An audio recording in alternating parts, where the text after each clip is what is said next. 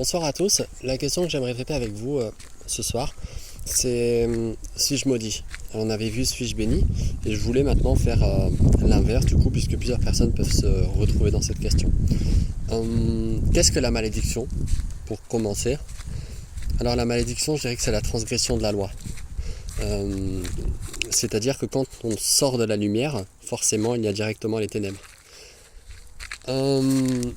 Alors pour être plus concret, d'aller dans les profondeurs de chaque chose, et c'est ça que j'aimerais faire avec vous, c'est aller dans les profondeurs pour vraiment savoir si nous sommes maudits ou bénis, et surtout ce que nous voulons. Est-ce que nous voulons être maudits ou est-ce que nous voulons être bénis? Alors vous me direz, la logique c'est de vouloir être béni, mais c'est pas si facile.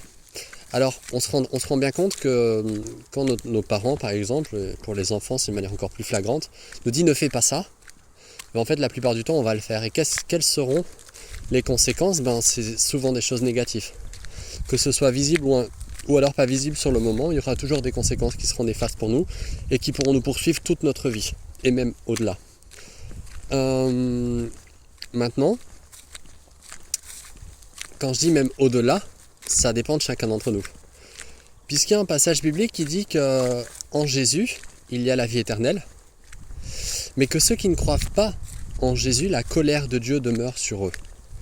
Alors on peut se dire finalement, oui, qu'on est maudit, parce que si la colère de Dieu demeure sur nous, c'est que cela nous empêche d'aller dans cette lumière, d'appartenir à cette lumière. Mais qu'est-ce qui peut nous empêcher justement de ne pas être dans cette lumière dans ce cas? Qu'est-ce qui peut faire que je suis maudit? Vous savez, il y a un autre passage biblique qui dit que Jésus a porté la malédiction sur lui, qu'il est mort et qu'il est ressuscité et qu'il a maintenant la vie. Ce qui peut nous empêcher finalement d'avoir la vie, je ne sais pas si vous avez déjà pris conscience que certes il y a des conséquences quand on fait le mal, mais qu'en même temps on ne peut pas faire totalement le bien comme on le souhaiterait. C'est-à-dire que plus on va essayer de se donner une bonne image, plus on va essayer même sincèrement, de tout son cœur, de faire de bonnes choses, de suivre la loi de Dieu, la loi des hommes, toutes sortes de lois. Et à certains moments, notre cœur se rend bien compte qu'il n'est pas possible de tout faire parfaitement. Et là, on a du mal parce qu'on se dit ouais, mais je suis sincère, je veux faire tout ça, mais on sait au fond de nous que de temps en temps, on est tiré vers le bas à faire encore le mal. Et on se dit mais alors c'est que je suis maudit, parce que même quand j'essaye de faire le bien, de ne pas transgresser la loi et donc de ne pas avoir des conséquences, et finalement, je me retrouve quand même à tomber. Donc finalement, c'est décourageant. Écoutez, la réponse a été donnée. La malédiction qui est là, vous avez l'impression d'être maudit, cette malédiction en vérité, Jésus-Christ l'a portée sur lui.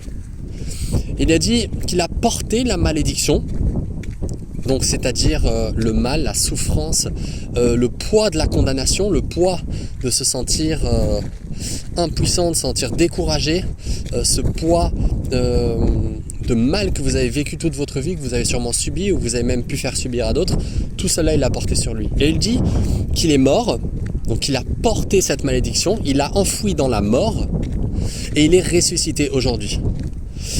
Et maintenant, j'aimerais encore aborder un autre passage de Luc avec vous qui est très simple, c'est je place devant toi la malédiction et la bénédiction. Que vas-tu choisir? Vas-tu choisir d'accepter Jésus-Christ dans ton cœur maintenant, ou vas-tu choisir de demeurer dans cette malédiction? D'essayer finalement de poursuivre cette perfection que tu ne pourras jamais atteindre en essayant d'écraser les autres et de t'élever au-dessus des autres. Je crois qu'il est bon d'accepter le Christ. Pourquoi? Parce qu'il va changer ta vie, il va transformer ton caractère, il va faire de toi un caractère renouvelé, surtout à son image, une perfection. Et c'est ce que j'invite pour chacun d'entre nous, c'est d'accepter cet amour agapé, inconditionnel et divin dans son cœur, parce qu'il a tout accompli. La bénédiction, c'est lui, en vérité, et il suffit de l'accepter dans ton cœur pour pouvoir être béni. Cette bénédiction, comme on l'avait vu dans l'autre vidéo, que je vous invite aussi à voir, c'est d'abord des biens spirituels, des biens éternels qui se trouvent en lui et qui ne pourront jamais périr. Une joie, une paix et bien d'autres choses qui se trouvent en lui et qui ne périront jamais.